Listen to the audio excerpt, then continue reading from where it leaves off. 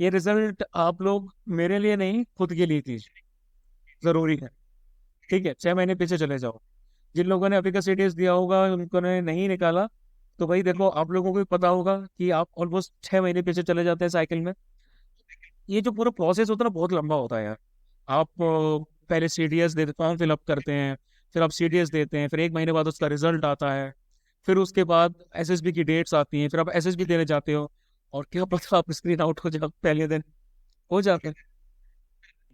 तो बहुत चोट हो जाती है भाई, है ना, पूरी मेहनत बेकार।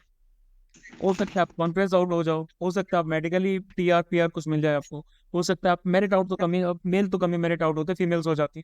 तो आगे लंबा पूरा बहुत रास्ता है। तो एटलीस्ट जो फर्स्ट स्टेप है वो तो आपके कंट्रोल में हो, वो तो आपके कंट्रोल में होना चाहिए ना।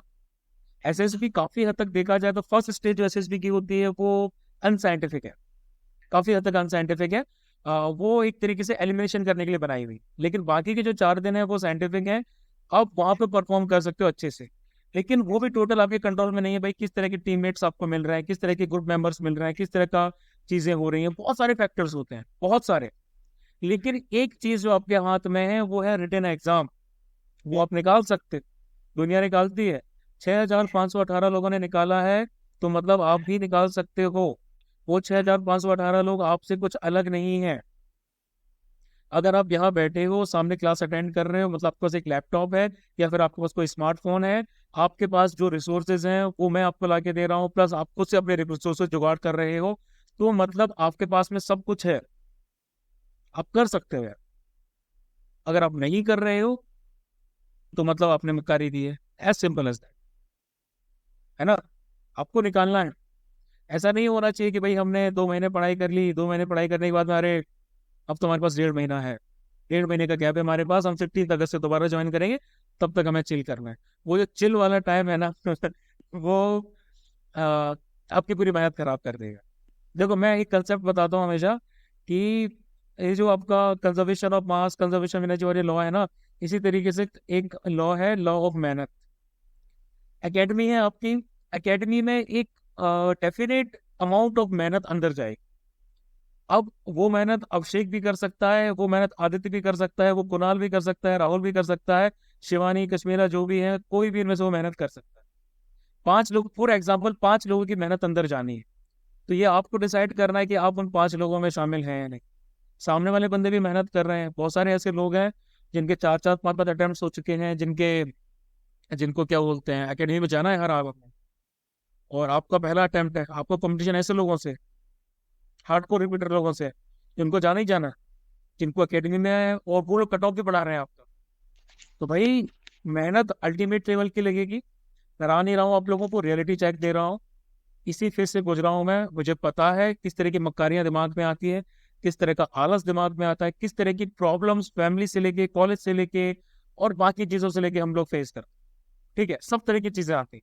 लेकिन भाई despite of this, despite of this लोग एग्जाम क्लियर करते हैं। आज प्रीवियस बैचेस में से बहुत सारे लोगों ने क्लियर किया है, और कई सारे लोग ऐसे थे जिनको मैं काउंट करके चल रहा था ये लोग एग्जाम क्लियर करेंगे, उन्होंने नहीं किया। मे बी कुछ रीजन रहा होगा, है ना।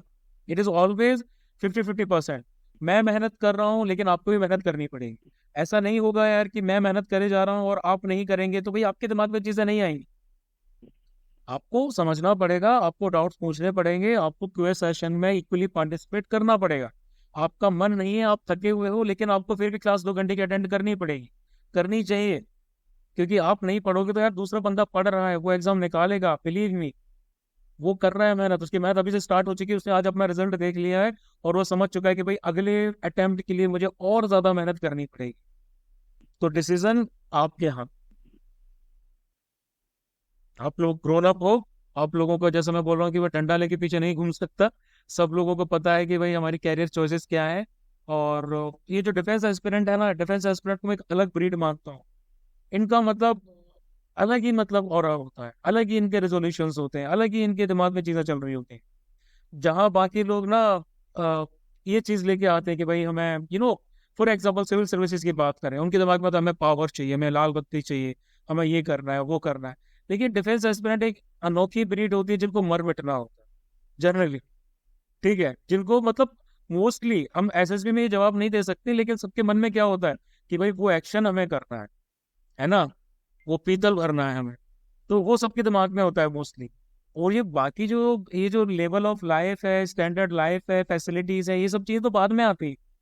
लेकिन इनिशियल आपके अंदर एक जज्बा था कि भाई मुझे डिफेंस में जाना है ना, मुझे लड़ना है, मुझे ये करना है, तभी आपने ये कैरियर चॉइस ली। नहीं तो यार आप भी आईटी में जा सकते हो, आप भी इधर जा सकते हो, उधर जा सकते हो, आप भी साइमल्टेनियसली और भी बहुत सारे गवर्नमेंट एग्जाम इनकी प्रिपरेशन कर सकते हो हार्डकोर तरीके से, और फिर आप भी अचीव कर सकते हो। लेकिन भाई अगर आप उसको तरीके से सोचें तो आपने एक बहुत बड़ा डिसीजन लिया, तो रिस्पेक्ट द डिसीजन। ठीक है। सर हम एसएसबी में ये भी नहीं बोल सकते कि हमें पीतल भरना है जाके।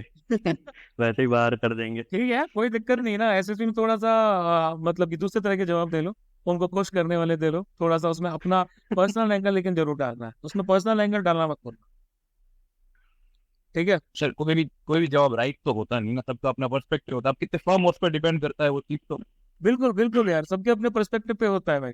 ठीक है, सब अपने अपने हिसाब से मतलब उस पर्सपेक्टिव को डिफाइन करते अब जैसे मुझे कोई पूछता है क्यों जाना है, तो बस मुझको जाना है, अब कारण नहीं है, करना है उसको हैं। बात है। लेकिन आपको उसको वर्ड्स में पुट करना पड़ेगा, आपको कुछ ना कुछ अच्छा सा जो है वो बताना पड़ेगा आपको, बाकी वो सब तो मतलब है ही कि सर, नो कुछ, डाउट। हाँ कुछ ना कुछ चीज तो आपको दिखानी ही पड़ेगी कि भाई हाँ यार ऐसा है वैसा है। एक कॉम्प्रिहेंसिव आंसर आपको देना पड़ेगा, और देना ही चाहिए। अभी से प्रिपरेशन स्टार्ट कर दो, जैसा मैंने आपको बताया था, एसएसबी की प्रिपरेशन आपकी रिजल्ट आने के बाद नहीं होती, एसएसबी की प्रिपरेशन आप स्टार्टिंग से कर सकते हो, अभी से कर सकते हो।